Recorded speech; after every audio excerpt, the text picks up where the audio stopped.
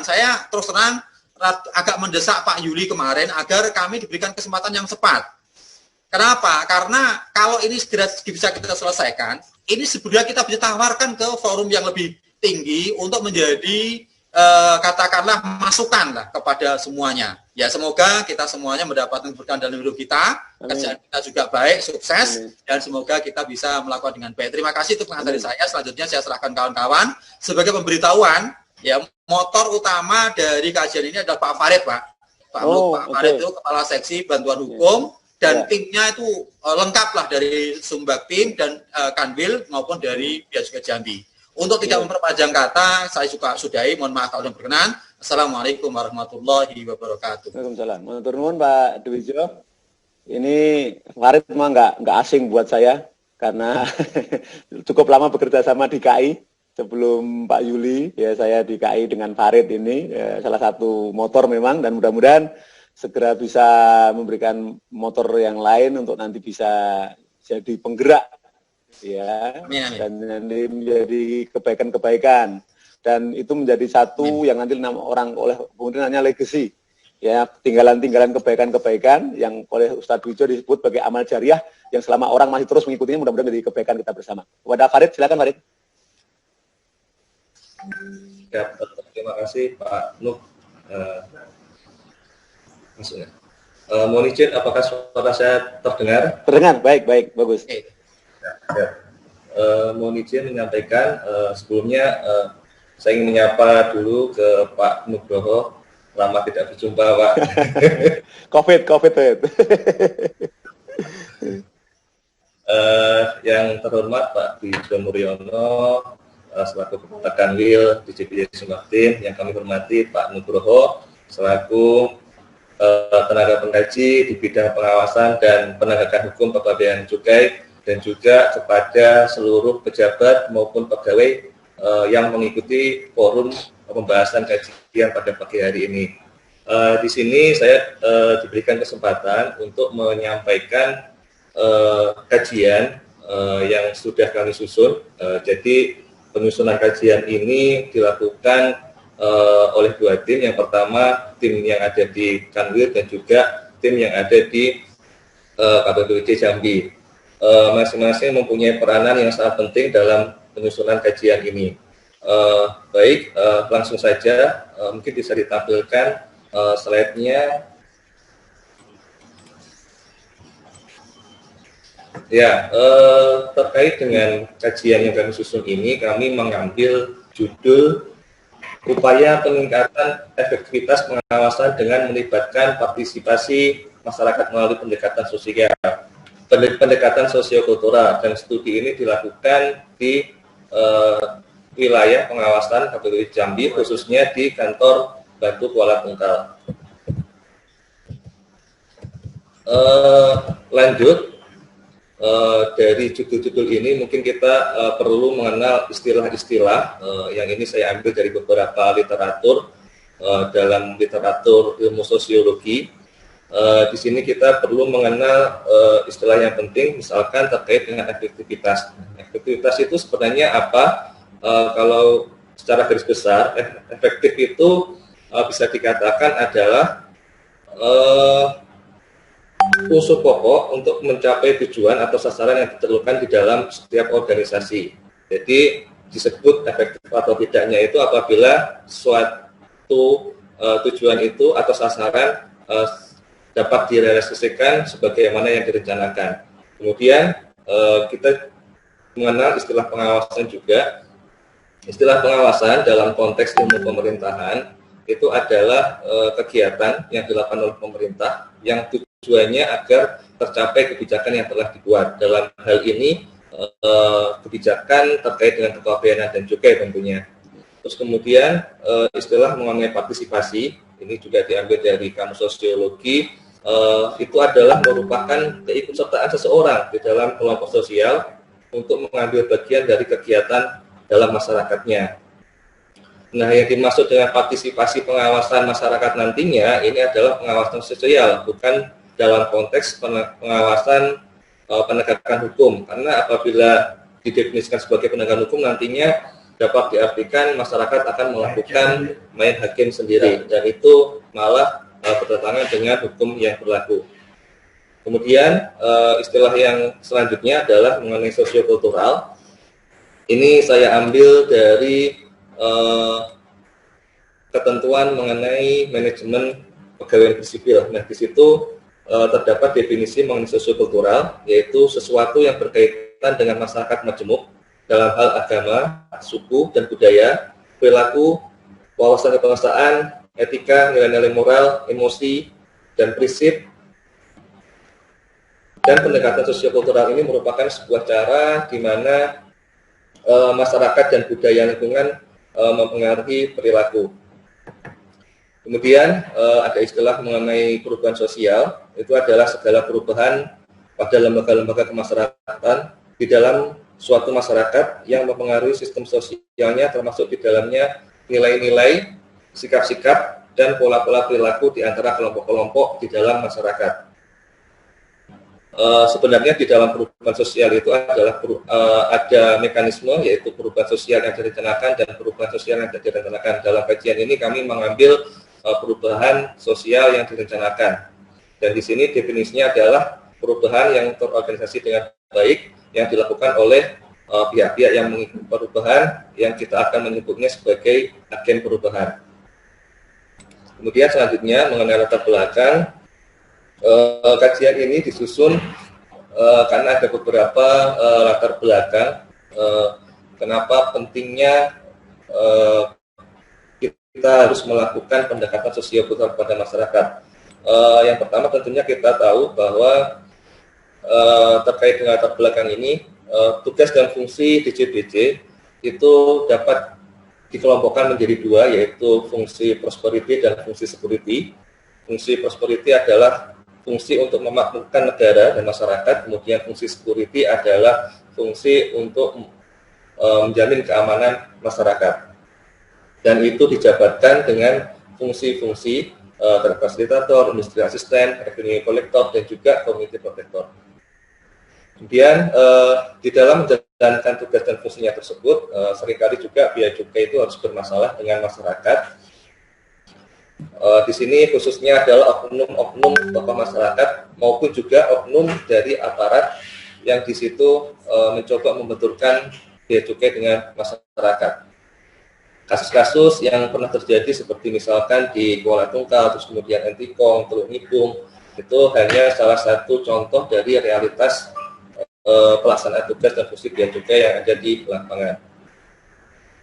Kemudian selain itu kami juga melihat bahwasanya permasalahan selain adanya benturan dengan masyarakat, adanya kondisi di mana luas wilayah pengawasan yang tidak diimbangi dengan jumlah SDM maupun sarana dan prasarana yang memadai. Kemudian juga ada berbagai macam modus operandi penyelundupan. Ini khususnya yang terjadi di Kuala Tungkal. Kami memotret bahwa ada beberapa modus operandi, diantaranya misalkan menggunakan mekanisme ship to ship, kemudian pembongkaran barang di pelabuhan tidak resmi, penggunaan kapal HSC, kemudian juga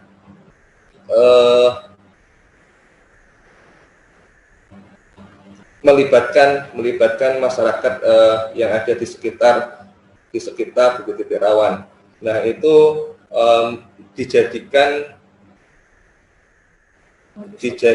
modus oleh para penyelundup untuk melakukan kegiatan penyelundupan di daerah-daerah titik rawan. Nah, dari beberapa permasalahan di atas, kami di sini mencoba untuk melakukan kajian dan memberikan judul upaya meningkatkan efektivitas pengawasan dengan melibatkan partisipasi masyarakat melalui pendekatan sosiokultural.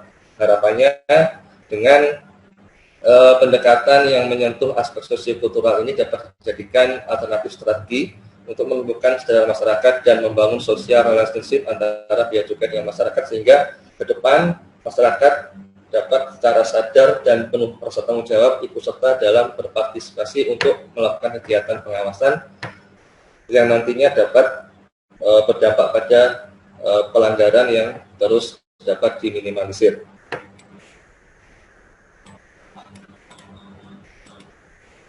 Kemudian kajian yang kami buat ini atau yang kami susun, kami menggunakan 3 metodologi utama. Yang pertama, kami melakukan studi pustaka. Hal ini untuk mengumpulkan data-data serta beberapa teori-teori, khususnya teori mengenai ilmu sosiologi. Terus kemudian yang kedua adalah melakukan studi lapangan. Ini adalah melakukan penelitian melalui kegiatan observasi dan juga melakukan wawancara kepada pihak-pihak yang terkait dengan kajian ini. Terus kemudian yang ketiga, kami menggunakan analisa SWOT untuk mengidentifikasi berbagai faktor, khususnya faktor-faktor yang ada di lingkungan eksternal maupun di lingkungan internal. Nah, dari situ nanti akan bisa dirumuskan strategi bagaimana organisasi nanti ke depannya.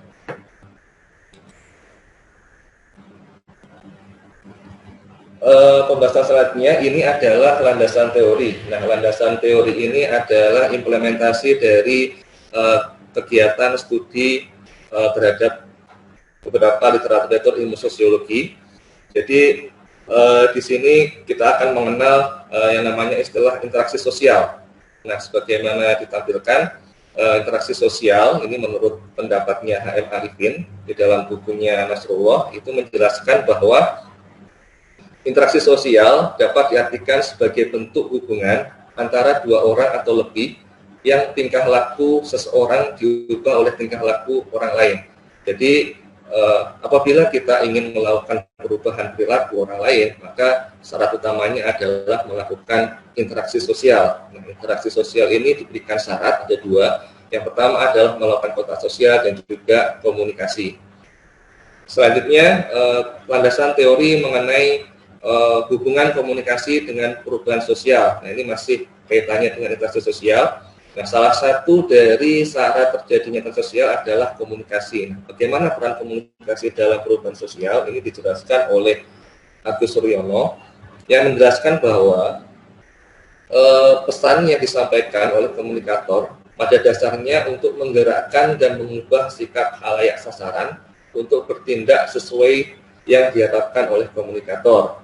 Nah, di sini kita sebagai Bea Cukai harus menyusun pesan-pesan apa yang harus disampaikan kepada masyarakat sasaran. Misalkan dalam konteks kajian ini terkait dengan efektivitas pengawasan, tentunya pesan-pesan yang disampaikan adalah pesan mengenai pengawasan atau penegakan hukum. Misalkan terkait dengan pesan bagaimana masyarakat harus taat terhadap peraturan kepabeanan cukai dan apa manfaatnya ketika taat terhadap peraturan kepabeanan cukai. Nanti akan dijelaskan lebih lanjut di dalam kajian ini.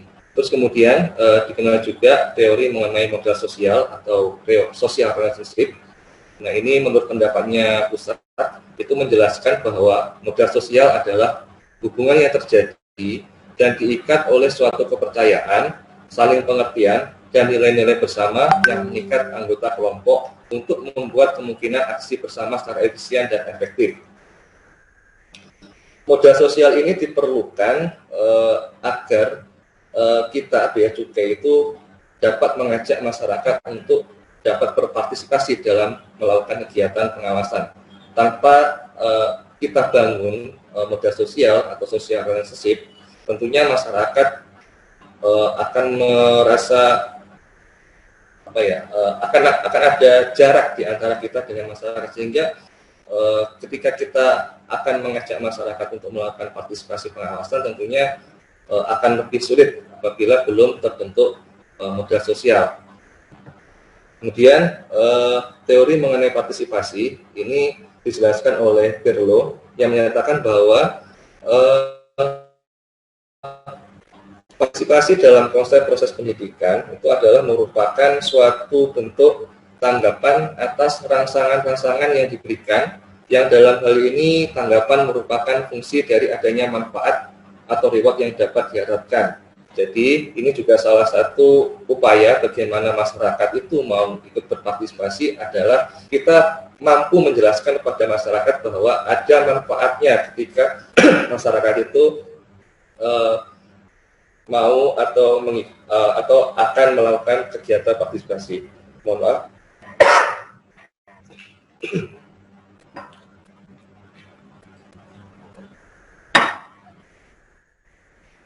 Kemudian selanjutnya adalah teori mengenai pengawasan sosial.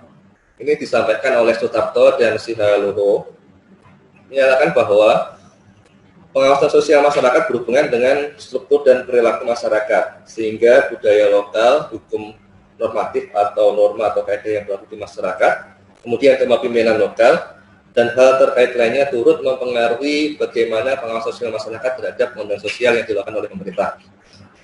Bahwasanya kita mengetahui di dalam masyarakat itu terdapat lembaga-lembaga pengendalian sosial.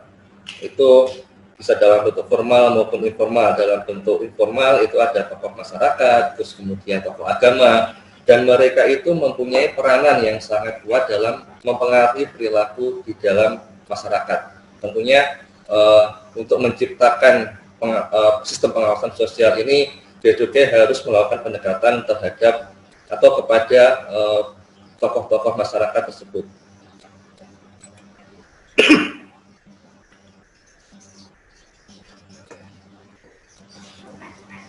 Selanjutnya adalah konsep pemikiran dari kajian ini.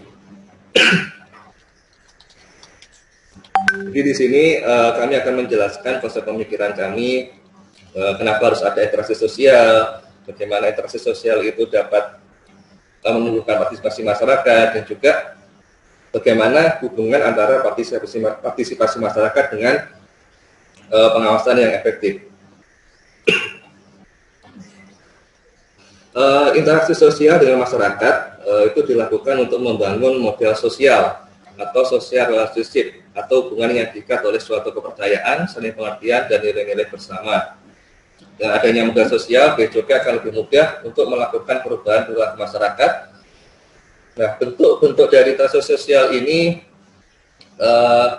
dilakukan dalam rangka mendorong partisipasi masyarakat yang harus tepat sasaran dan berbasis pada kondisi sosial kemasyarakatan serta dapat dirasakan manfaatnya oleh masyarakat. Kemudian, dengan adanya partisipasi masyarakat, maka proses penyadaran masyarakat terhadap hukum akan lebih mudah dan berdampak lebih luas di masyarakat. Selain itu, partisipasi masyarakat memiliki nilai yang sangat penting dalam menjaga persatuan dan kebersamaan dalam masyarakat serta merupakan katalisator untuk membangun selanjutnya, yaitu mewujudkan pengawasan sosial yang berkelanjutan. Terwujudnya partisipasi masyarakat dalam bentuk pengawasan sosial dapat berdampak pada kegiatan pengawasan yang dilakukan oleh Bea Cukai yang semakin efektif dan efisien.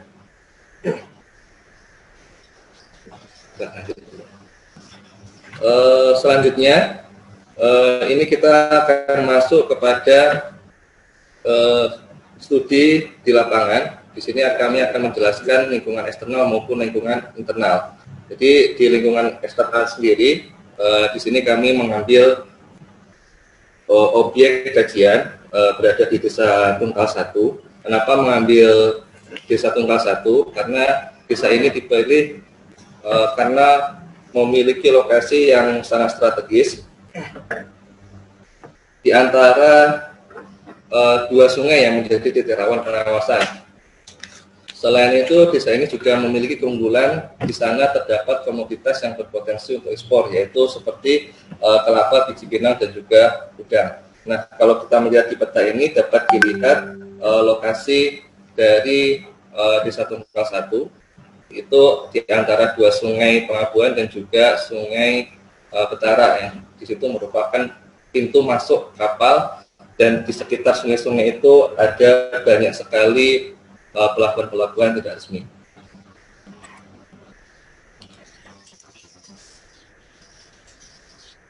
Ini studi kami di lapangan untuk melihat apakah benar di sana terdapat banyak potensi komoditas yang dapat dilakukan ekspor.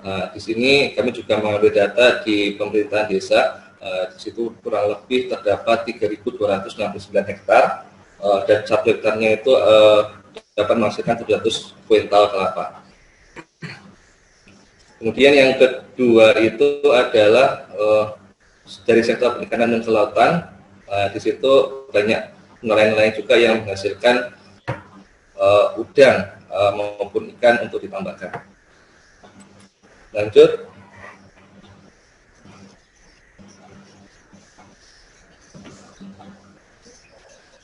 Ini adalah titik rawan dari lokasi di Kuala Tungkal. Sebagaimana tadi saya jelaskan, di Kuala Tungkal itu terdapat 2 sungai, yaitu Sungai Pengabuan dan Sungai Betara, yang di situ terdapat lebih dari 20 titik dermaga yang jadi titik rawan penyelundupan. Itu adalah beberapa foto-foto terkait dengan pelabuhan-pelabuhan rakyat atau pelabuhan tidak resmi. Kemudian selanjutnya masuk kepada lingkungan eksternal. Ini adalah lingkungan di organisasi khususnya yang ada di lokasi Kuala Tungkal. Terkait dengan SDM dan sarana prasarana, jumlah SDM yang ditempatkan di Kuala Tungkal itu sebanyak 6 pegawai. Ini khusus untuk melakukan kegiatan pengawasan. Kalau totalnya di KPPD Jambi itu terdapat 24 pegawai, namun mereka harus ditempatkan di beberapa titik pos pengawasan. Kemudian dari kondisi kapal patroli itu sendiri, menurut data yang kami dapatkan, hanya ada 1 kapal yang kondisinya baik untuk bisa dilakukan kegiatan patroli.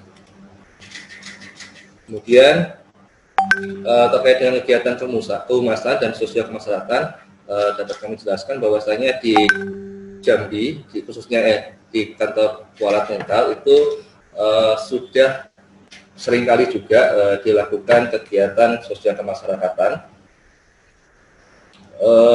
Kemudian terkait dengan kehumasan itu sendiri, di sini juga terdapat kendala terkait dengan pendanaan. Di situ dalam 1 tahunnya hanya mendapatkan dana sekitar 25 juta. Kegiatan yang pernah dilaksanakan di Kuala Tungkal terkait dengan kegiatan sosialisasi selama periode tahun 2019 itu terdapat 3 kali kegiatan sosialisasi. Nah, di sini saya akan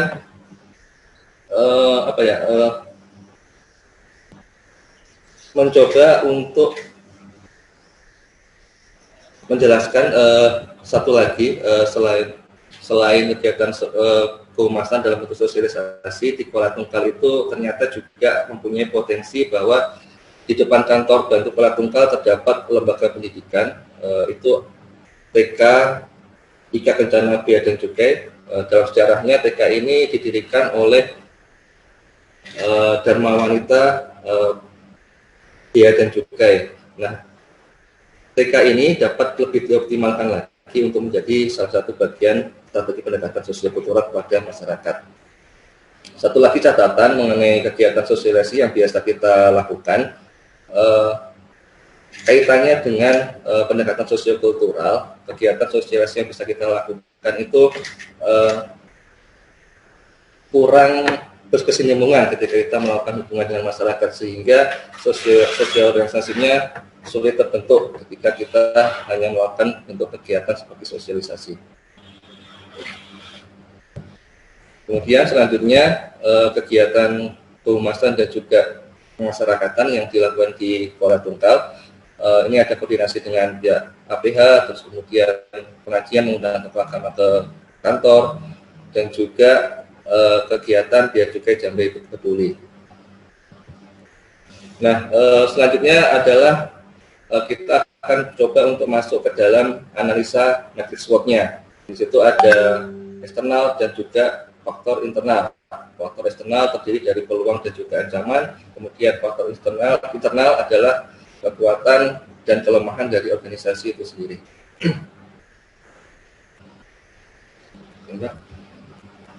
Ini berdasarkan data-data yang kami dapatkan, lingkungan eksternal maupun lingkungan internal, kami mendapati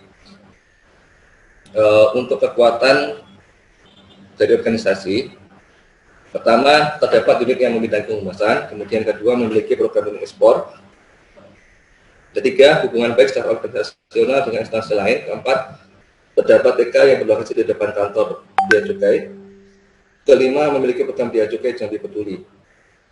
Sementara kelemahannya dari organisasi tersebut adalah terbatasnya jumlah SDM serta sarana dan prasarana pengawasan. Kemudian yang kedua, tipe kegiatan kehumasan terbatas. Yang ketiga adalah intervensi sosial organisasi dengan masyarakat lokal belum dilakukan secara berkesinambungan. Kemudian faktor eksternalnya ini adalah peluang yang coba kami potret yang ada di Kuala Tungkal. Yang pertama, Desa Tungkal 1 memiliki komunitas yang berpotensi untuk ekspor. Kedua, pemerintah desa memiliki program pembinaan masyarakat dan pemberdayaan masyarakat dari dana desa. Yang ketiga, tokoh masyarakat atau tokoh agama memiliki pengaruh yang kuat di masyarakat. Keempat, karakteristik masyarakat yang religius, yang mayoritas dana beragama Islam. Kemudian sikap menghargai orang lain dan juga suka bergotong royong. Kemudian ancamannya adalah luasnya wilayah pengawasan dan banyaknya pelabuhan tidak resmi yang berada di rumah warga yang menjadi titik rawan penyelundupan. Kemudian kedua, karakteristik masyarakat yang mudah curiga terhadap orang asing. Ketiga, kurangnya pengetahuan dan kesadaran masyarakat terhadap peraturan kepabeanan cukai. Dan keempat, terdapat oknum tokoh masyarakat dan atau apanya yang juga sebagai pelaku pelanggaran kepabeanan dan cukai. Berdasarkan analisis matriks SWOT tersebut, lahirlah beberapa strategi. Yang pertama yaitu strategi SO, yaitu strategi yang menggunakan kekuatan untuk memanfaatkan peluang. Di sini terdapat tiga, yaitu bersinergi dengan Dirjen Perbendaharaan sebagai pengawas dana desa untuk merealisasikan program ekspor agar dapat berkolaborasi dengan program pemberdayaan masyarakat desa. Kedua, menjalin komunikasi dengan pemerintah desa untuk melakukan kerjasama meningkatkan potensi desa. Ketiga, membangun relasi dengan masyarakat melalui kegiatan kehumasan seperti komunikasi publik dengan menggandeng tokoh masyarakat, membuat real masyarakat yang bermuatan lokal, dan mengikuti kegiatan keagamaan atau kemasyarakatan lainnya bersama dengan masyarakat dan lain sebagainya. Kemudian strategi WO, yaitu strategi yang memanfaatkan peluang dengan meminimalkan kelemahan. Di sini kami mencoba merumuskan strategi melakukan kerjasama dengan para tokoh masyarakat atau agama dan atau pejabat pemerintahan daerah untuk menghimbau masyarakat akan memenuhi ketentuan kepabeanan cukai. Yang ketiga, strategi SD, yaitu strategi yang menggunakan kekuatan untuk mengatasi ancaman. Yang pertama, melakukan kegiatan penyuluhan atau sosialisasi ketentuan kepabeanan cukai di lembaga pendidikan dan atau lembaga kemasyarakatan. Kemudian yang kedua, melakukan riset dan manajemen isu, serta memanfaatkan media massa untuk mendapatkan kepercayaan dan dukungan dari masyarakat luas. Ketiga, melakukan kegiatan sosial seperti bakti sosial dan juga kerja sosial. Selanjutnya yang terakhir adalah strategi WP, yaitu strategi yang meminimalkan kelemahan dan menghindari ancaman. Yang pertama, melaksanakan pelatihan untuk meningkatkan kompetensi pegawai sebagai agen perubahan sosial.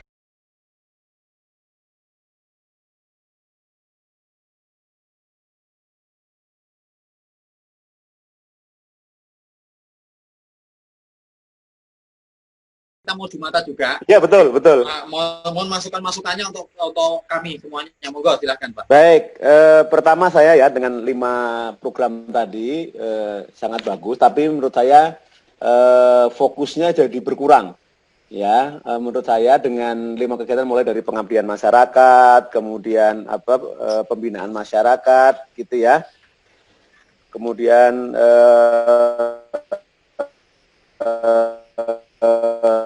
pemberdayaan masyarakat, bagaimana apa gitu. Jadi tidak satu terbentar sendiri, yang akhirnya menurut saya jadi nggak fokus, ini mau fokusnya mau kemana gitu. Ini kalau pandangan saya. Tapi nanti teman-teman silakan berikan masukan yang lainnya. Kemudian juga untuk pengukuran IQ yang efektivitas kesadaran hukum, ini suatu hal yang sangat baru. Nanti Tony bisa memberikan, ataupun Mas Bambang Rianto yang akan memberikan sebentar, Pak Tresyalu, saya mau colokin dulu sebentar ya.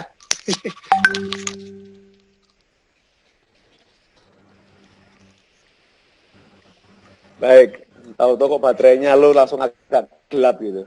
Jadi sama dengan orangnya agak gelap.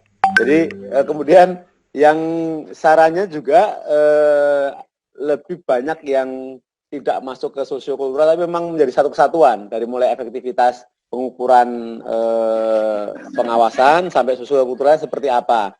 Makanya yang efektivitas pengukuran efektivitas kesadaran hukum itu menurut saya agak apakah sangat memungkinkan gitu ya. Mungkin nanti dari teman-teman Ibu Tony Verdi bisa memberikan saran untuk itu. Tapi sebelum itu kita kasih kesempatan dulu Mas Mulyono sebagai kabag pengembangan untuk bisa memberikan masukan terkait dengan kompetensi sosiokultural yang ada di kementerian dengan apa yang disampaikan oleh teman-teman ini seperti apa. Monggo Mas Muhammad Mulyono.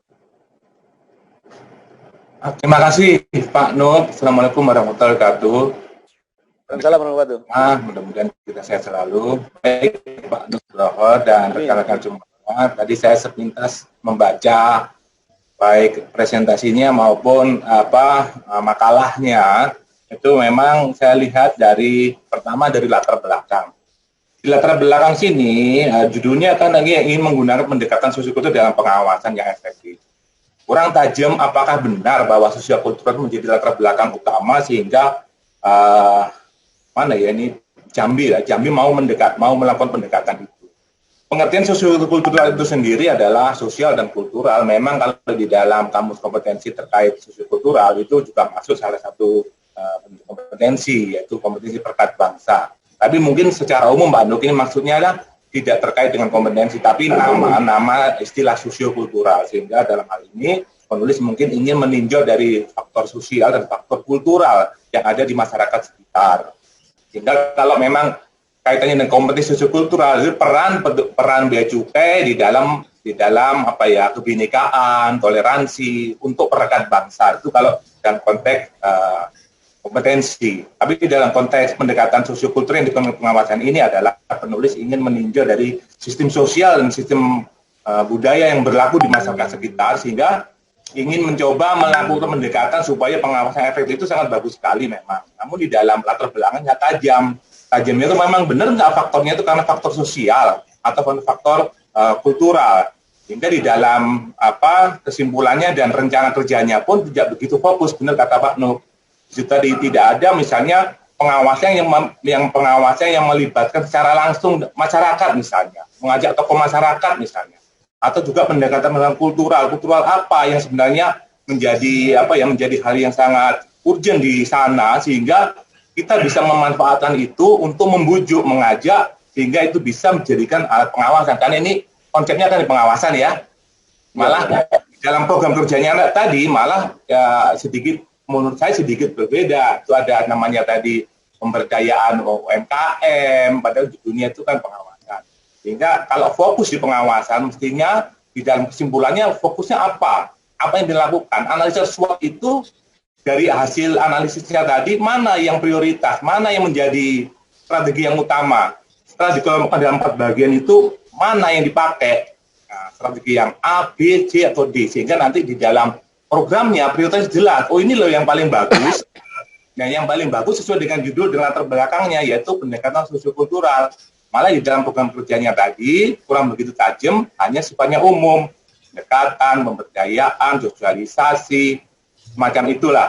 Tapi program kerja yang nyata di situ hanya, maaf saya buka lagi, ini tadi yang kelihatan sebagai program kerja ya, itu adalah pemberdayaan UMKM. Nah, secara umum kan, kok ini judulnya pengawasan efektif, tapi ada kegiatan lain yang sedikit berbeda dengan judul, yaitu pemberdayaan UMKM dalam rangka peningkatan ekspor atau apalah tadi.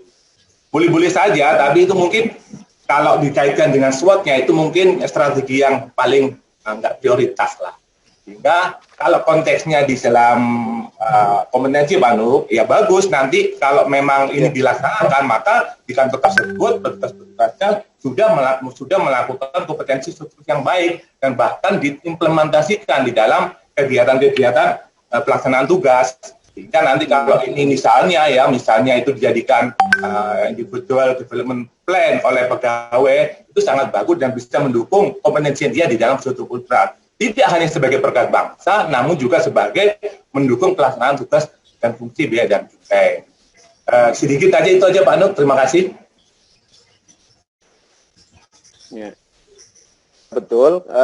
Kalau saya ya, komentar pribadi saya adalah bahwa apa yang sosiokultural yang di kompetensi itu menurut saya terlalu sempit gitu. Ya, kalau sosiokultural itu hanya dikaitkan dengan perekat persatuan dan sebagainya, itu menurut saya sangat sempit. Makanya ini masukan dari teman-teman sangat bagus. Tapi memang tadi fokusnya jadi agak kurang karena memang alangnya SWOT-nya, sehingga prioritasnya belum. Mungkin nanti Farid bisa memfokuskan, dan ada yang lebih yang sarannya udah oke, tetapi memang lebih focusingnya dan gregetnya masih kurang gitu.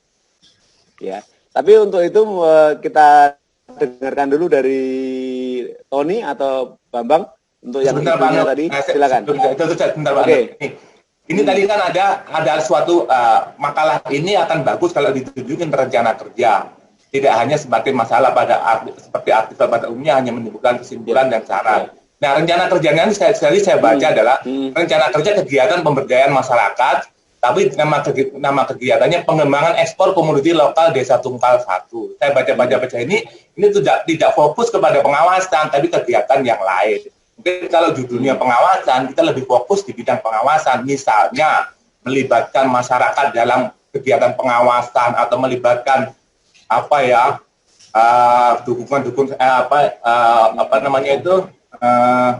tokoh-tokoh instansi-instansi terkait. Nah, dalam segi kulturalnya juga demikian, misalnya terlibat di dalam kegiatan-kegiatan kultural atau mungkin adat dan sebagainya, atau sosialisasi yang memang tujuannya untuk pengawasan.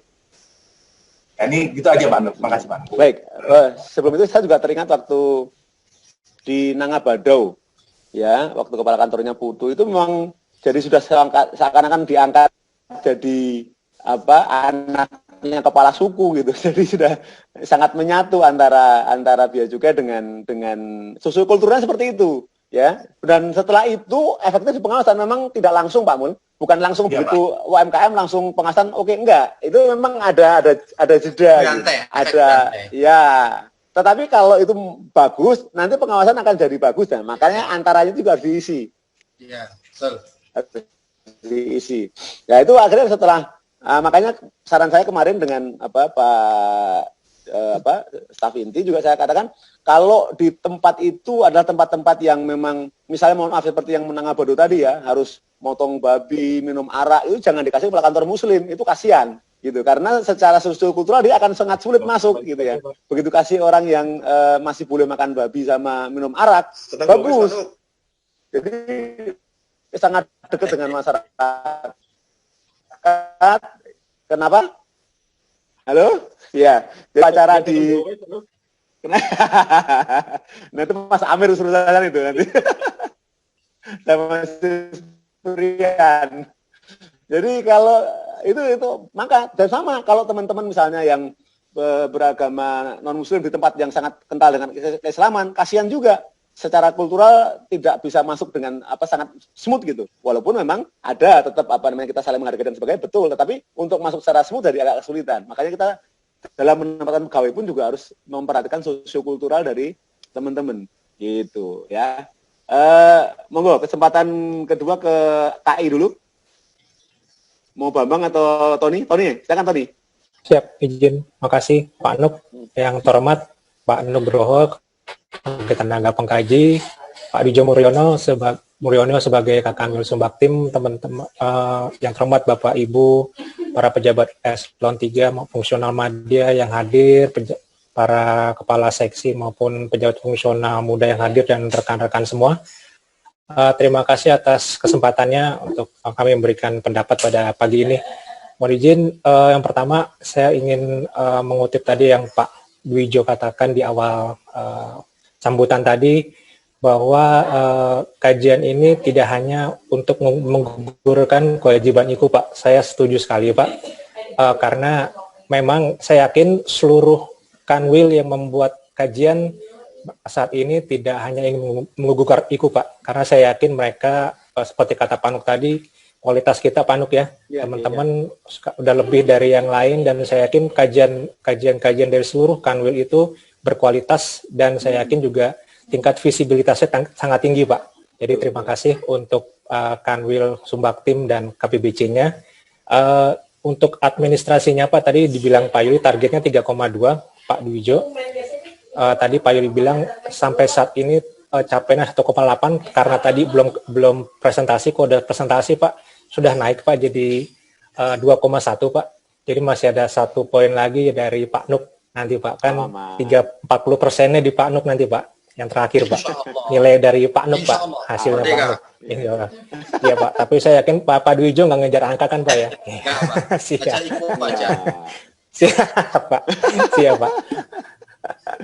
Oke, makasih. Saya ingat untuk kajian ini Pak, saya ingat waktu rakor di awal tahun Pak, waktu penandatangan kontrak kinerja, waktu seluruh Kanwil datang itu Pak, yang ada arahan dari Pak Wamen kalau nggak salah waktu itu Pak Wamen, terus ada dari Itjen, itu waktu Pak Dwijo dikasih kesempatan bicara, saya dengar tuh Pak, saya ingat sekali Pak Dwijo katakan, Pak, waktu itu dengan Pak Wamen Pak ya, Pak, yang di daerah-daerah seperti kami di pesisir timur itu beda dengan kantor-kantor yang di Jawa Pak. Kalau di sini penyelundupnya itu tinggalnya bersama kita Pak.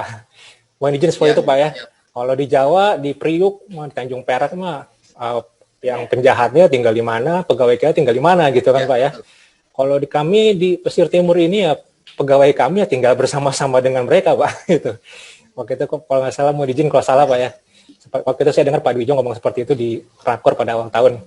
Itu emang waktu itu saya dengar, oh benar juga ya. Dan saya terima kasih, akhirnya itu jadi kajian pada pagi ini Pak Dwijo ya. Itu memberikan kita wawasan lah Pak Duk. Ini pertama kali Pak Duk yang sosiokultural masuk ke di tempat di kajian di KPB di kantor pusat ini Pak. Untuk mengomentarinya tadi juga isinya Pak, saya juga tadi setuju dengan Pak Mul dari SWOT tadi Pak, terutama dari SWOT tadi.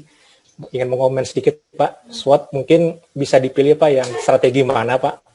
Kalau ada 4 kuadran, saya ingat kemarin waktu sebelum ini saya juga Panuk, kita kan kajian Kanwil Sulbaksel Pak ya, kita mau milih mana nih, agresif kah, defensif kah, mungkin dari kuadran-kuadran itu bisa dipilih salah satu Pak untuk kedepannya Pak, mau milih yang strategi mana, jadi itu yang sebagai dasarnya untuk Kanwil Sumbaktim menentukan strateginya dalam programnya Pak. Terus yang untuk komentar yang tentang IKU Pak, tadi ada usulannya di saran itu ada pertama indeks efektivitas penyuluhan hukum Pak ya. Sebenarnya ini di IKU di kantor pelayanan maupun di KBC sudah ada Pak, tapi namanya indeks efektivitas komunikasi dan edukasi Pak. Jadi di situ sebenarnya apapun bisa dimasukkan di situ Pak. Ini kan tujuannya untuk memberikan sosialisasi kepada masyarakat Pak. Monggo teman-teman silakan menggunakan IKU ini, tema-temanya saja Pak diatur Pak. Bapak mau tema-tema apa di situ, mau tema pengawasan kah, tema apa, itu kan dipersilakan Kak, karena di situ sudah diakomodir Pak, akomodir di indeks efektivitas komunikasi dan edukasi Pak. Jadi di situ monggo persilakan para Kanwil maupun KBC menggunakan di situ, diukur di situ Pak, menggunakan kuesioner di situ ada Pak. Selanjutnya yang kedua yang persentase laporan masyarakat yang untuk ditindaklanjuti, ini juga sudah ada Pak IKU-nya Pak di Kanwil maupun di Kanwil maupun di KBC, di Kanwilnya maupun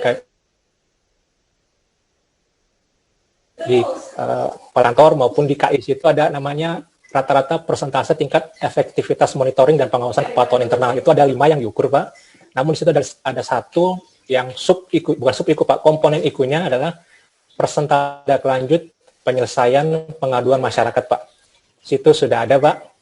Jadi kalau misalnya di kami Pak ada grup UKI Pak, UKI DJBC itu Pak, salah satu seksinya tuh Pak Sukis Winanto itu rajin tuh Pak ngingetin KPBC dan Kanwil, ini loh ada pengaduan di sini, tolong ditindaklanjuti, dibacain tuh Pak KPBC A, B, C, D, F, G.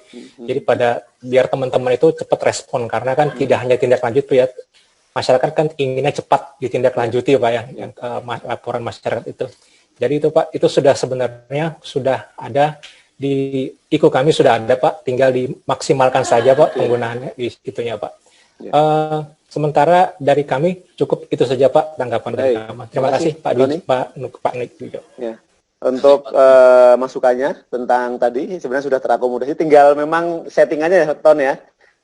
Kalau itu memang umum yang kuesionernya, tapi tinggal disesuaikan dengan tema apa begitu ya. Siap Pak, siap Pak, betul Pak. Ya, baik, berarti itu sudah akan terjawab dan bisa ditindaklanjuti dengan baik tentunya begitu. Nah, karena ini terkait dengan efektivitas pengawasan, kita minta dari teman-teman pengawasan, ada Mas Amir di sini terhormat. Monggo Mas Amir. Ya, terima kasih Pak Nuh. Assalamualaikum warahmatullahi wabarakatuh. Waalaikumsalam warahmatullahi wabarakatuh. Yang terhormati Pak Nugroho, Pak Dwijo, Pak Adiatno, Pak Asep. Salam satu jiwa Pak, Arema. Mantan Arema semua.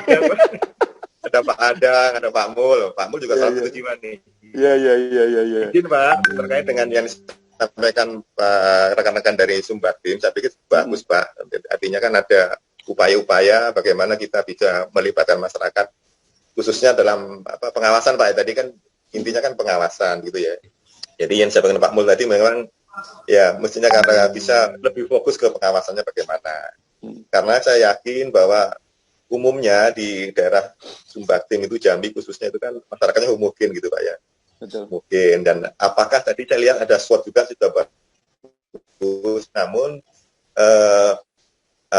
terkait dengan ancaman, kemudian kelemahan-kelemahan kita, apakah hanya sebatas itu gitu ya. Jadi kemarin rekan-rekan dari Sulbaktara juga menyampaikan kajian juga sama. Jadi ada saran mungkin dari kemarin, saya lupa karena dari siapa, mungkin dari satu anjak ya, lupa saya siapa, menyarankan pakai fishbone Pak, jadi lebih detail gitu Pak ya, detailkan gitu apa saja yang menjadi ancaman dan lain-lain, sehingga lebih mengerucut Pak, lebih fokus gitu. Jadi sampaikan Pak Mulyono tadi itu gitu. Nah terkait dengan masyarakat yang homogen barangkali kan mungkin Pak Dwijo mungkin sudah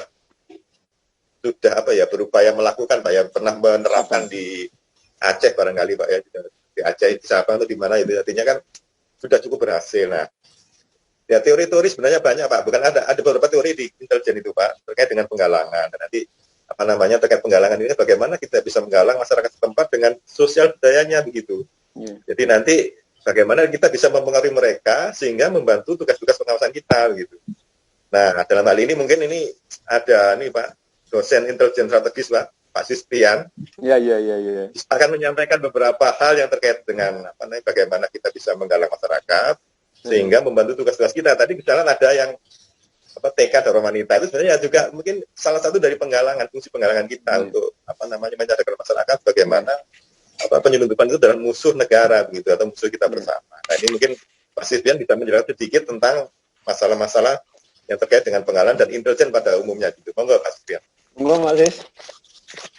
Terima kasih Pak Amir. Ya sebenarnya bukan dosen juga Pak. Saya cuma mengikuti teori waktu kita di Kopassus dulu. Mohon izin Pak Wijo, selamat pagi Pak Nuk dan Pak Asep, juga Pak Ardianto.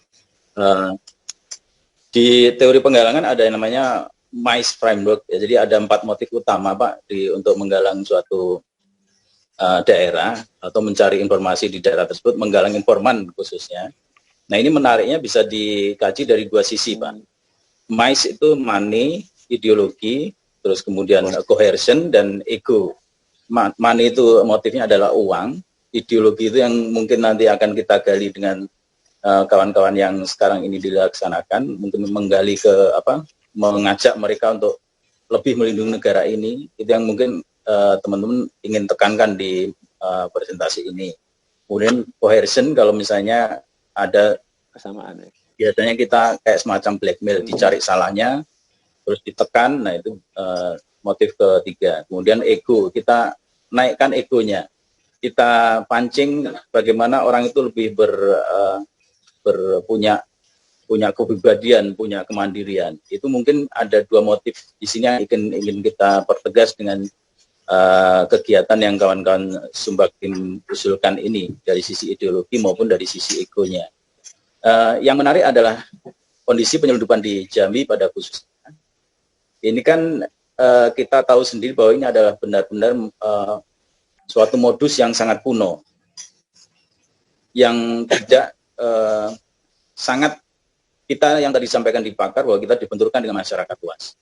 Jadi MICE ini kita juga bisa teliti Pak, dari sisi kita akan menggalangnya, kemudian kira-kira dari sisi penyelundup itu mereka menggunakan motif apa untuk mengambil simpati masyarakat sehingga mereka bisa digerakkan sampai memukulin kawan-kawan IBI kalau nggak salah waktu itu sempat turun di Jambi dan mereka dipukulin di sana.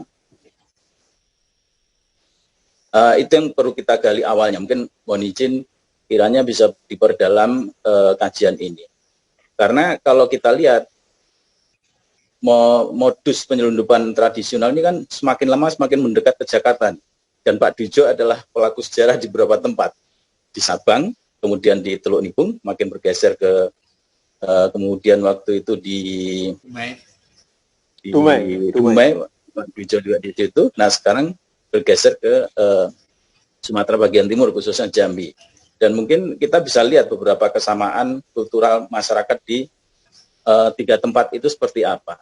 Dan kalau nggak salah Pak Dwijo waktu itu pernah menyampaikan ke saya bahwa sebenarnya Pak Aziz waktu itu Pak Dwijo di kepala kantor Dumai Pak ya, bahwa orang-orang yang melakukan itu sebenarnya bukan orang situ, bukan orang lokal situ yang operatornya. Mereka justru orang Jawa.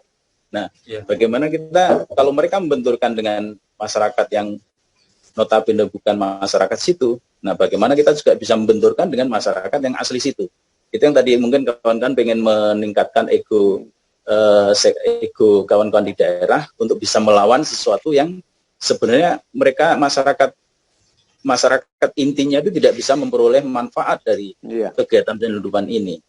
Itu mungkin tambahan dari saya. Jadi kenapa Pak Dr. Mulyono tadi sampai menyampaikan mungkin sedikit agak bias teori sosial kultural dengan pengawasan. Mohon izin mungkin Pak Dwijo sedikit tambahkan mengenai teori pengawasannya, teori intelijennya, teori-teori mengenai penggalangan. Tadi ada MICE framework, saya mohon izin Pak Asep bisa menambahkan di situ sehingga lengkap. Tidak sosial kulturalnya kegiatan akhirnya yang seperti kehumasan, tapi ini adalah dalam rangka suatu teori penggalangan. Jadi mengajak masyarakat untuk membantu kita dalam mengatasi penyelundupan itu. Ya, mungkin mohon izin lewat yang bisa kultural gitu ya. Jadi lebih pada motif ya, Mas Isprian ya. Motif awalnya apa sehingga seperti itu.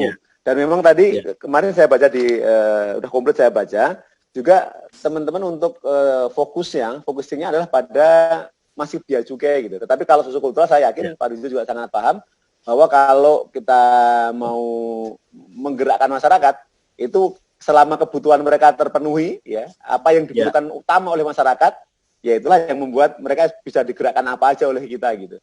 Misalnya memang butuhnya ekonomi ya kita bagaimana mendukung ekonomi. Makanya kenapa tadi ada klinik ekspor kan gitu. Kalau kebutuhan tentang pendidikan dan haus akan ilmu agama berarti ada di sosiokultural yang lainnya gitu. Jadi itu harus lebih detail lagi dan saya yakin akan jauh lebih bagus seperti itu. Makasih sedikit tambahan Pak Nuk, sedikit tambahan.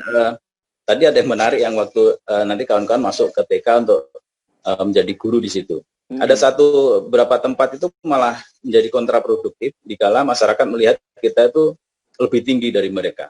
Jadi di TK itu kan banyak ibu-ibu muda Pak, Mahmud ya. Gitu. Akhirnya masuk ke situ, dia cerita ke suaminya, seolah-olah malah menjadi kontraproduktif. Nah nanti bagaimana framework mengemasnya seperti apa sehingga tidak malah menjadi efek yang negatif. Itu mungkin secara detailnya nanti penjabaran di lapangannya seperti itu Pak. Jangan-jangan Dharma wanita sis, bukan bapaknya. Oh iya, jangan sampai betul ya. Dharma wanita yang ngajar, dengan bapak-bapaknya repot nanti. Ya, kalau itu kasih perlu dipikirkan efek. Iya, kasih handoko aja nanti itu. Ya dok. Langsung kami kasih malam itu. Nanti dikasih bapaknya diajar karate sama handoko nanti. Coba itu guyon tapi sepertinya bisa dikaji. Iya. Dikasih banyak Pak. Handoko mau nambahkan Han? Boleh Pak, mau izin Pak. Pak Dok, Pak Kakanwil dan teman-teman yang lain, Pak Amir dan yang lain-lain. Dari sudut kalau kita lihat kajian ini, saya senang karena Jambi bagi saya adalah bukan yang tempat favorit saya waktu di Sumbang dulu Pak. beberapa kali ke Kuala Tungkal juga, ke Muara Sabak juga, dan di waktu 10-11 tahun yang lalu saya adalah tim untuk membuat sistem pertama kali ketika masih belum ada CESA ke situ. Oke. Jadi kalau kita lihat di sana Pak, Kompas juga pernah menulis cerita tentang Kuala Tungkal di mana sepeda itu masuk ke sana. Dan juga pelabuhan-pelabuhan kecil juga masuk ke sana. Nah, tentang kajian ini Pak, kalau kita lihat tujuannya adalah meningkatkan efektivitas pengawasan bla bla bla bla bla. Kemudian ada tadi melalui interaksi, kemudian partisipasi dan tujuannya dan sebagainya dan sebagainya.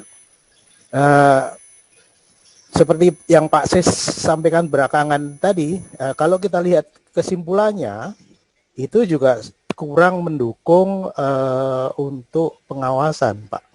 Di mana di situ adalah dengan sosiokulturalnya melalui yang sudah Bapak sampaikan tadi, yaitu syaratnya adalah melalui TK tadi Pak. Nah kita juga kok kayaknya kurang menyentuh esensi yang hendak dicapai dari tujuan itu. Tujuannya adalah untuk meningkatkan pengawasan, tetapi kalau kita lihat di sarannya tadi, itu kurang menyentuh esensi yang hendak dicapai di tujuan. Itu aja Pak. Terima kasih. Terima kasih Pak. Baik, terima kasih Handoko. Nanti bisa ditambahkan dengan karate ya, biar makin bagus nanti sana. Baik, ini ada juga Mas Hilal dari IKJ, mungkin secara kesisteman dan sebagainya mungkin juga akan memberikan saran untuk kajian ini. Mas Hilal, silakan Mas Hilal. Halo Mas Hilal. Ini kalau nggak nurut nanti di Mama Sasep nanti. Ada Halo? Pak EKC ada beberapa nama Pak Nuf, kayak Pak Bayu Wisnu. Mungkin kalau Pak Hilalnya mungkin lagi sibuk, mungkin bisa diganti dari yang IKC lain. yang lain mungkin. Hilal belum kelihatan. Hitam doang dia. Udah cuma nama doang, nggak ada gambar. Masih jauh dari puasa, puasanya baru lewat jadi ya oh iya, hilalnya udah lewat kita. Hilal ada, tapi ada lagi hilal gaji ke-13 muncul Pak. Jadi kalau ada gaji ke-13 sudah ada hilalnya belum? Nah, ternyata udah lewat dan jangan-jangan sudah habis kita belanjakan ya. Caranya Bu Menteri kan memang juga harus dibelanjakan gitu. Dan ini mudah-mudahan meningkatkan ekonomi lah. Ini Pak Mul sudah bajunya udah baru tuh. Mungkin belanja dari gaji ke-13 kayaknya. Dan mungkin dari Mas Ardi Yatno sebagai pemilik Jambi, mungkin ada apa namanya untuk menguatkan dari kajian tadi yang sudah dilakukan oleh Jambi juga apa gitu. Jadi ini kan kerjasama antara kantor wilayah dengan kantor Jambi yang sebagai apa namanya objeknya kan begitu ya, yang jadi penelitian, yang menjadi kajian. Lokus. Ya, lokusnya di situ. Monggo Mas Ardiatno, silakan. Baik, Assalamualaikum warahmatullahi wabarakatuh. Assalamualaikum. Dan saya hormati Bapak Kakandil, Bapak Guru Tenaga Pengaji, Bapak Ibu kemudian dari kantor pusat. Baik dari Jambi, Pak Nuk, boleh dapat kami sampaikan. Jadi memang kami di tataran operasional Pak, jadi kami baru belajar kemarin ternyata langkah-langkah kami yang selama ini mungkin sifatnya ini ya taktis operasional, ternyata kalau digaji bisa ada runtutannya gitu, mungkin lebih terstruktur, lebih baik sehingga tujuannya pun lebih terarah. Jadi bahwa kami beberapa kali juga melakukan kegiatan Pak untuk kami melihat bahwasanya beberapa kali kami mengadakan pertemuan dengan masyarakat di sana bahwa karena posisi geografis kita di pesisir timur Sumatera ini sangat berdekatan dengan Singapura dan Malaysia, jadi perdagangan yang dilakukan di sana, aktivitas impor ataupun ekspor boleh dibilang gitu, sudah dianggap suatu hal yang biasa. Jadi memasukkan barang dari luar negeri ataupun mengeluarkan itu mereka masih samar-samar terkait dengan pengetahuan hukum tentang itu. Kan mereka dulu pernah memang menyampaikan, ada yang membuat testimoni Pak, dulu barang di Jambi ini barang-barang di Jakarta belum ada, di Jambi sudah ada. Jadi masifnya kalau kita mendengarkan cerita seperti itu, entah itu sepeda, entah barang-barang lain yang bernilai tinggi gitu. Sehingga kami terakhir kemarin pun kami sudah melakukan dialog lagi dengan salah satu desa di Desa Tungkal 1 sebagai objek penelitian ini. Mereka merespon cukup baik, Pak. Jadi ternyata mereka juga belum banyak mengenal apa itu fungsi biaya cukai. Dan mereka sangat berharap bisa Pak Camat khususnya bisa menyampaikan kami bisa lebih dekat lagi dengan desa-desa yang lain. Oke. Memang untuk secara langsung memang tidak ini ya Pak ya, belum terasa langsung terkait dengan pengawasan itu, tapi kami meyakini bahwa dengan kami mendekat ke masyarakat itu, mereka menjadi benteng juga bagi kami, membantu kami dalam melaksanakan tugas pengawasan itu. Hal-hal yang utama yang mungkin bisa dirasakan oleh mereka, misalnya bagaimana mereka mendapatkan barang-barang secara murah. Terus barang-barang bekas misalnya itu pun mereka juga masih dianggap mungkin kurang peduli ya. Yang penting kita mendapatkan barang murah kualitas bagus. Seperti halnya rokok yang mungkin rumusan dari Batam langsung FTZ atau langsung dari luar negeri, Singapura maupun Malaysia, kasur bekas dan yang lain. Kami kemarin coba angkat mereka untuk terkait dengan bagaimana kami mengajak dengan KPPN Pak, khususnya karena mereka membina dana desa. Karena kami yakini kalau kami sendiri, dia juga sendiri memberikan pemahaman ke masyarakat. Masyarakat itu mungkin mohon maaf kurang peduli karena apa sih yang langsung kami rasakan? Ya. Apa yang langsung kami rasakan dengan itu? Nah, karena kami melihat di KPPN mereka dana desa. Dengan dana desa itu mereka akan merasakan langsung bahwa dengan dana desanya sudah lebih bagus, entah dari yang bisa dilihat dari infrastruktur jalannya gitu Pak ya, atau program-program yang lain. Kami sampaikan juga dari APBN menyampaikan bahwa komposisi APBD itu sangat sekitar 20-30% itu hanya PAD itu hanya 20-30%. Jadi sekitar 70-80% masih ditopang dari pusat yang notabene-nya bahwa itu salah satunya penerimaan dari Pabean dan juga kami berikan pemahaman seperti itu, kami berharap mereka bisa lebih peduli. Ya, ya. Mungkin itu Pak yang sekilas bisa baik. Terima kasih Mas Ardiatno. Jadi memang rekan-rekan sekalian, kenapa masyarakat itu bisa dalam kutip digerakkan untuk melawan kita karena mereka tidak atau belum merasakan hadirnya negara buat mereka gitu. Ya, karena misalnya mereka bangun jalan juga toke-toke, bangun masjid atau gereja juga toke-toke, bangun sekolah juga toke, sehingga ya saya ikut si tokenya gitu kan. Nah, orang saya nggak rasakan negara kok, makanya saling bahu-membahu antara dengan DJPB ya, di perbendaraan, kemudian DJKN, kalau ada barang-barang yang bisa diberikan kepada mereka, itu kemudian meminta pembangunan. Dan yang perlu diyakinkan adalah bahwa pembangunan di daerah ini tadi seperti disampaikan oleh Mas Ardiatno bahwa 80-70% dibangun dari pusat, dan dari pusat itu adalah penghasilan dari kita. Kalau Anda tidak misalnya tadi cukai ya, mereka membeli yang murah-murah, akhirnya Anda nggak bisa membangun karena kebocorannya di situ. Makanya harus kita lawan agar apa? Agar dana transfer dari pusat tetap lancar karena pemasukan negara atau penerimaan negara lancar gitu. Nah, dengan lancarnya dengan cara apa? Dengan memusuhi barang-barang ilegal.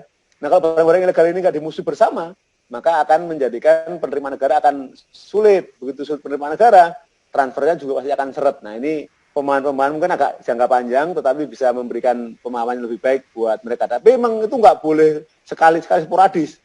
Harus terus-menerus dan tanpa kenal capek gitu. Dan saya yakin teman-teman di Jambi juga banyak anak-anak muda juga ya yang terus bisa menyatu. Makanya ini alhamdulillah banyak anak muda yang hadir di sini, bahwa Indonesia itu luas. Jadi kalau ditempatkan dimanapun harus menyatu dengan masyarakat. Ya benar-benar menyatu sosiokulturalnya. Setelah itu kita bisa membawa harum nama Bea Cukai karena kita tuh punya manfaat. Ya itu sosiokultural di situ. Kita bermanfaat buat penduduk. Kita bermanfaat buat yang ada di sekitar kita gitu, dimanapun kita berada. Baik, Mas Dila sudah monitor? Belum. Baik, dari audit, Hermas, ada yang mau diberikan masukan? Tidak ada, Pak. Cukup, Pak. Tidak ada. Baik. Kalau Mas Adang sekarang di mana ya? Adang Nugroho. Ya, ada Mas Adangnya. Ya. Ya, di Patla, patroli laut. Oh, patroli laut. Kantor pusat ya? Ya. Baik. Ya. Apa yang bisa disampaikan tambahan buat teman-teman Ya, bisa memperkuat patroli laut? Dume, Mas Adang. Hah? Kepala kantor Dume beliau. Mantan Kepala Kantor Dume. Monggo Mas Adang. Ya, Pak Nuk dan Pak Bijo, mohon izin, ada Pak Asep, Pak Adi, dan rekan-rekan yang lain. Terima kasih atas kesempatan yang diberikan. Tadi saya agak telat mengikuti, tapi saya sudah menangkap maksudnya. Bagus Pak, yang dibuat Pak Dwijo itu luar biasa menurut saya. Pendekatan sosiokultural. Mungkin semua kepala kantor saat ini juga melakukan hal yang sama, cuman tidak terstruktur maksudnya. Nah, kalau Pak Dwijo punya ide seperti ini dan bisa distrukturkan, lebih bagus Pak. Jadi ada nanti detailnya Pak, detail dari program kerjanya yang bisa diukur juga, yang kemudian bisa dicapai capaian entah per kuartal, entah per bulan, entah per periode. Gitu. Kalau dari saya terkait dengan pengawasan, mungkin ada beberapa sharing saja Pak. Ini saya ada masukan. Yang pertama bisa didetailkan Pak nanti terkait dengan pendekatan ke tokoh masyarakat. Pendekatan ke tokoh masyarakat itu di sana seperti apa? Kemungkinan besar juga kurang lebih seperti di Dume. Jadi di situ ada tokoh masyarakat yang terkait, misalnya dari tokoh buruhnya, dari tokoh. Biasanya kalau di daerah-daerah pesisir itu kan ada kelompok buruh bongkar muat, ada kelompok yang punya kapal, ada kelompok yang punya truk, ada kelompok yang punya gudang, ada yang punya kelompok buruh angkut di gudang. Itu kelompoknya masing-masing. Nah itu mungkin bisa dilakukan pendekatan, diberikan pemahaman, kemudian ya paling tidak diajak ngopi bareng gitu Pak. Kalau memungkinkan, kemudian dari tokoh agama. Kalau tokoh agama, saya yakin Pak Dwijo udah ahlinya, nggak ada yang lebih ahli dari Pak Dwijo, saya rasa. Mungkin saya izin menambahkan Pak, mungkin dari sisi Kristiani gitu Pak ya, menambahkan biasanya di daerah itu ada namanya badan kerjasama antar gereja gitu. Nah itu ada ketuanya Pak. Nah itu yang pernah saya lakukan, jadi kita dekatin ketuanya Pak, ketua dan pengurusnya. Bisa diundang ke kantor, bisa dikasih pemahaman. Syukur-syukur di Jambi atau di Kanwil Sembaktim ada yang Nasrani gitu. Bisa sekali-sekali sharing kepada ketuanya itu Pak, itu paling penting. Ada Pak Bonar. Nah, siap. Ada Esther juga kan di Jambi masih ada? Jambi ya, betul ada Bu Esther. Ada Esther dan sebagainya. Bisa Pak disampaikan misalnya di dalam khotbah hari Minggu itu bisa di-share pesan-pesan yang ingin kita sampaikan. Itu rata-rata kan banyak juga yang masyarakat buruh itu yang juga beragama Nasrani atau Muslim. Itu pendekatan kita tambahnya dari saya itu. Kemudian untuk pendekatan pengawasan Pak supaya menukik untuk pengamanan buruh, pengawasan bongkar muat dan sebagainya, itu bisa dilapis Pak dengan TNI kalau bisa. Ini pernah saya lakukan selama 6 bulan di Dume itu. Saya kawal terus Pak, saya kawal terus dengan TNI. Jadi pencacahan bongkar itu sama TNI Pak. Gitu. Jadi nggak ada lagi intervensi lagi. Sampai kantor kami juga dijaga. Saya minta dijaga selama 6 bulan itu. Saya minta patroli juga di sekeliling rumah dinas saya. Itu pengalaman saja.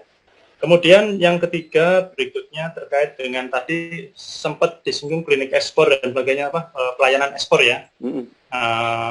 Pada saat keberangkatan misalnya itu dipesan pada saat keberangkatan kepada si pengurus, kepada si pemilik kapal dan sebagainya, tolong baliknya jangan bawa barang lartas gitu. Jadi kita memfasilitasi di ekspornya sudah bagus, tinggal dipesan Pak, kalian perbanyak ekspornya tapi pulangnya jangan bawa barang lartas. Sehingga ini sudah diwanti-wanti sejak awal. Kemudian kerjasama dengan tadi TNI mungkin ditambah juga Polri juga Pak. Saat ini kita sedang menggiatkan kerjasama untuk di pesisir ini terutama kerjasama dengan Polair Pak. Dengan Polair nanti tanggal 24 ini akan diadakan penandatangan MOU PKS perjanjian kerjasama dengan Baharkam Polri. Nah nanti Pak Kakanwil dan Kabid P2 akan kami undang secara vikon. Ini rencana seperti itu. Bersama Dir Polair kami undang. Supaya apa? Supaya memang ini satu langkah bersama. Nah ini dimanfaatkan peluang Pak, ini peluang untuk kita menggandeng di lapangan. Memang ya saya pahami Pak, di lapangan itu sulit, karena saya juga sering benturan dengan mereka-mereka, tapi mudah-mudahan dengan langkah ke depan kita bisa. Sama. Kemudian pengawasan sendiri Pak, nanti bisa dibedakan Pak, izin. Apakah yang melibatkan banyak masyarakat ini, pengawasan yang sifatnya seperti apa? Karena ada yang kapal yang impor rutin misalnya, atau lunduk murni. Nah ini harus dibedakan Pak. Kalau masyarakatnya cenderung kemana? Secara saya mungkin yang impor rutin, yang selalu berkepentingan. Tapi yang lunduk murni biasanya sedikit sekali yang masyarakat yang terlibat, hanya beberapa mafia-mafia saja. Tapi kalau impor rutin, kemungkinan banyak akan masyarakat yang terkait tadi, yang ada beberapa kelompok banyak tadi itu. Nah ini yang bisa dilakukan strategi-strategi yang berbeda. Kalau impor itu tentunya kita pakai strategi yang tadi, kalau yang lunduk murni juga kita pakai strategi yang berbeda. Kemudian untuk pengawasan bongkar muat sendiri, kalau memang nanti kantor pelayanan Jambi misalnya saat ini banyak yang sudah dilakukan penyegelan, mohon izin Pak Rijo, Pak Ardi, dilakukan penyegelan dan dilakukan penyegelan di laut oleh kapal-kapal Kanwil Kepri. Dan itu sudah ditindaklanjuti oleh Kepala Kantor Jambi melakukan pengawasannya. Dan mohon izin nanti pelaporannya juga diteruskan ke kami juga. Nah, kalau memang nanti Kantor Jambi juga kewalahan, keteteran dan sebagainya, bisa diinformasikan saja Pak, ke Kanwil Kepri, biar kapalnya ditarik ke Kepri aja. Gitu. Berarti kan agak benturan di Jambi. Nah, itu lapisan keduanya seperti itu Pak. Kalau ada perlawanan dan sebagainya sudah dikawal TNI pun masih dilawan masyarakat, kita tarik ke Kepri. Nah itu strategi yang berbeda lagi. Saya rasa itu Pak masukan dari saya. Terima kasih. Saya pikir Pak Kakanwil dan Pak Adi sudah ahlinya di sana. Pengalaman-pengalaman beliau. Terima kasih. Baik, terima kasih Mas Adang. Baik, sebelum kami simpulkan, mungkin ada dari direktorat lain ataupun dari Kanwil Sumbaktim yang ingin memberikan masukan, monggo. Karena kita harus sebentar lagi harus sholat Jumat. Silakan. Karena ini Jumat. Yang pertama, kami terima kasih Pak. Kami terima kasih atas masukannya, terutama masukan yang hampir semuanya memberikan masukan yang sama adalah kurang fokus. Ya. Kami terima kasih karena ini kajian pertama yang terlalu semangat. Ya. Ya, mestinya memang kalau kajian pertama itu judulnya umum. Ya. Nah, sementara kami sudah fokus ke pengawasan. Judulnya sudah mengerucut, tetapi semangatnya masih semangat yang karena pertama gitu. Jadi akhirnya ya aspek pelayanan, kemudian aspek pengawasan, dan semuanya disinggung gitu. Jadi terima kasih. Ini mungkin kalau judulnya misalnya bukan fokus ke pengawasan, mungkin malah lebih tepat misalnya pelaksanaan tugas dan fungsi bea cukai dengan menggunakan pendekatan sosiokultural. Nah itu mungkin malah tepat bisa jadi. Di dalamnya ada humas, di dalamnya ada pengawasan, di dalamnya ada pelayanan macam-macam. Nah baru kemudian nanti berikutnya difokuskan, dikerucutkan ke pengawasan. Misalnya begitu. Begitu. Nah ini karena kami pakai judul pengawasan, sementara semangat ingin mengekspor semuanya. Sehingga akhirnya jadi pengawasan penjelasan nggak terlalu detail gitu. Jadi kami terima kasih, memang sepakat dengan forum ini bahwa kami insya Allah akan perbaiki, akan lebih fokuskan. Nanti kemungkinan yang paling mudah adalah merubah judul, Pak. Merubah judul bukan hanya aspek pengawasan, tapi sifatnya penguatan tusi bea cukai dengan menggunakan pendekatan sosiokultural. Itu kayaknya malah sosiokultural. Jadi malah semuanya dapat gitu. Pas. Pas. Baik. Yang pertama. Yang kedua, Pak, tentang masalah sosiokultural sendiri, kami memang mohon maaf ya, ketika ada PMK sosiokultural pertama kali terbit, saya sudah termasuk yang nggak serak dengan PMK itu. Kan menurut saya PMK itu PMK yang terlalu sempit. Padahal sosiokultural itu kan luas. Iya. Bukan hanya masalah mengatasi perpecahan, perbedaan, tidak. Tapi sosiokultural itu bagaimana kita memanfaatkan sosial masyarakat dan kultur yang ada di sana. Ya. Dan di dalamnya, di antara fungsinya adalah untuk mengantisipasi jangan sampai terjadi perpecahan. Nah, kami berasumsi, nanti mungkin juga berasumsi, pengertian sosiokultural itu lebih luas daripada sekedar di PMK. Nah, masalahnya adalah yang di PMK itu sudah dibuat kompetensinya.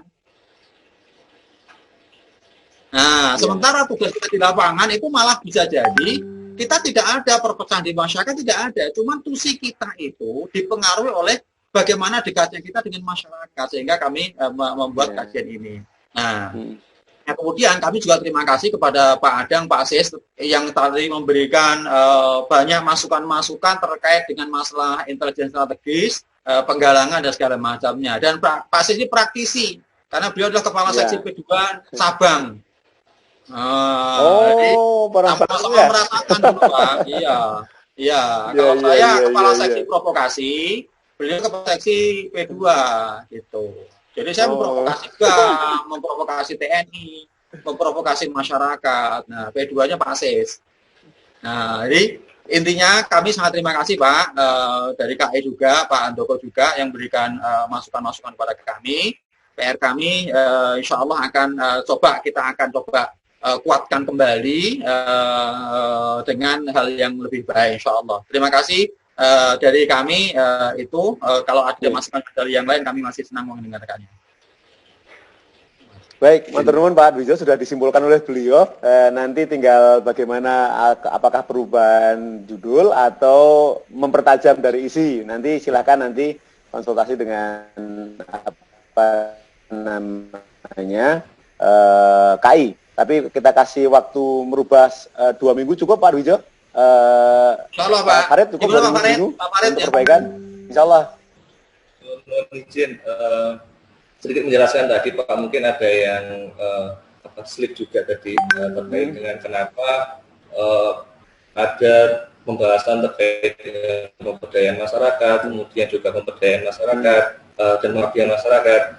Itu karena sebenarnya di dalam kajian ini fokus utamanya atau kegiatan intinya adalah kegiatan pembinaan masyarakat, dalam hal ini pengawasan secara preventif atau pengawasan sosial.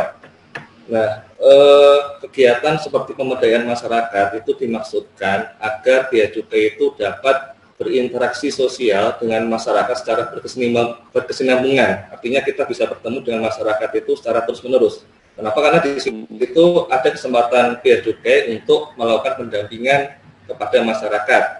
Nah, dari kegiatan pendampingan itulah bea cukai dapat bertemu dengan masyarakat yang homogen tadi. Jadi nanti akan timbul suatu komunitas, di mana komunitas ini yang akan bisa diarahkan oleh bea cukai untuk ikut serta dalam kegiatan pengawasan. Terus kemudian yang kedua ini adalah terkait dengan bagaimana kita itu bisa mengajak masyarakat untuk berpartisipasi. Nah, dalam teorinya itu ketika kita mau mengajak masyarakat berpartisipasi, perlu ada manfaat yang bisa dirasakan oleh masyarakat. Ya. Dalam hal ini, manfaat yang sangat dirasakan oleh masyarakat pertama adalah yang menjadi utama adalah manfaat mengenai kesejahteraan masyarakat. Itu ada peningkatan kesejahteraan mereka, dan tentunya ini bisa didapatkan ketika ada peran bea cukai untuk membantu masyarakat bagaimana meningkatkan perekonomian mereka melalui kegiatan pemberdayaan masyarakat. Nah, ketika itu sudah menjadi atau terwujud nantinya sebagai modal sosial, nah dari situ nanti akan mudah bagi Bea Cukai untuk mengajak masyarakat melakukan kegiatan pengawasan. Akan berbeda halnya ketika tiba-tiba Bea Cukai datang kepada masyarakat, ayo bersama-sama kita melakukan kegiatan pengawasan bersama-sama. Tentunya akan berbeda kondisi seperti itu. Makanya kenapa ada kegiatan-kegiatan sebagai kegiatan utama lainnya selain kegiatan inti adalah kegiatan pembinaan, yaitu kegiatan pengabdian masyarakat dan juga pemberdayaan masyarakat, itu untuk mewujudkan modal sosial terlebih dahulu. Dengan yang modal sosial, baru kegiatan pembinaan masyarakat bisa lebih mudah untuk dijalankan. Terus kemudian lagi kita ketahui juga di dalam masyarakat itu juga terdapat lembaga pengendali sosial. Di situ ada tokoh masyarakat, kemudian tokoh agama. Nah, di situ kan juga perlu ada pendekatan-pendekatan kepada mereka.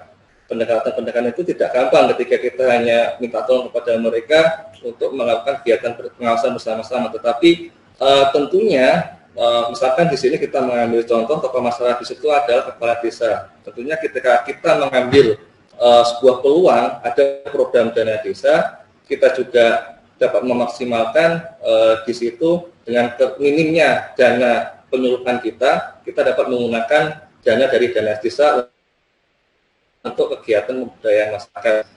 Dan lain lagi dari sisi pengendali sosialnya dalam hal ini adalah kepala desa tersebut dapat kita ajak juga bersama-sama dalam kegiatan pemberdayaan masyarakat melakukan penyuluhan hukum secara bersama-sama.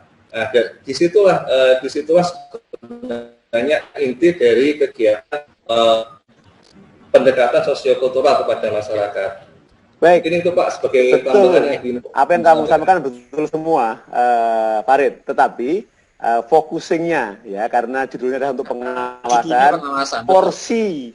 Porsi pengawasannya hampir nggak ada gitu. Jadi yang dilakukan betul, makanya tadi Pak Dujo menyarankan ganti judul aja, itu paling pas menurut saya sebagai memperkuat fungsi Bea Cukai gitu ya.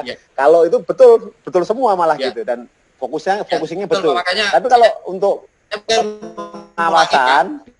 untuk pengawasan itu porsi pengawasannya dalam kajian ini sangat sedikit gitu. Sepakat Pak. Jadi kami insya Allah akan lebih mudah mengganti judulnya Pak. Kajian berikutnya akan kami tajamkan per fungsi. Pengawasan, fungsi pelayanan atau fungsi apa. Tapi memang ini umum. Meskipun ada aspek pengawasan, tapi tidak fokus. Saya setuju. Insya Allah nanti kami 2 minggu mudah-mudahan cukup Pak. 2 minggu mudah-mudahan cukup. Kami akan diskusikan untuk penajaman untuk apakah isinya ataukah judulnya. Yang paling mudah kayaknya judulnya. Baik. Terima kasih Pak. Terima kasih teman-teman untuk partisipasi pada pagi hari, dan terima kasih buat Pak Dujo dan jajaran yang telah memberikan wawasan tambahan buat kita untuk menjadikan sosiokultural kita dan menjadikan Bea Cukai itu bukan orang lain bagi masyarakat. Bahwa Bea Cukai itu adalah satu kesatuan bagi masyarakat di mana kita berada. Di mana kita ditugaskan, di mana bumi dipijak, itu langit dipijak. Ya, makanya salam satu jiwa buat Mas Asep. Makanya bukan Kang Asep, Mas Asep. Gitu ya. Jadi teman-teman sekalian, adik-adik terutama anak-anakku yang juga ikut di sini, mudah-mudahan juga mendengarkan dan bisa mengambil hikmahnya dari apa yang kita diskusikan pada pagi hari ini. Yang intinya adalah bagaimana Bea Cukai itu harus bermanfaat, ya. Dan kita karena berada di tengah-tengah masyarakat, itu lebih banyak kemanfaatan kita untuk menunjang tusi kita lewat cara-cara sosiokultural yang tadi diuraikan oleh teman-teman dari Kanwil Sulbaktim. Dan memang saya baca Sumbaktim.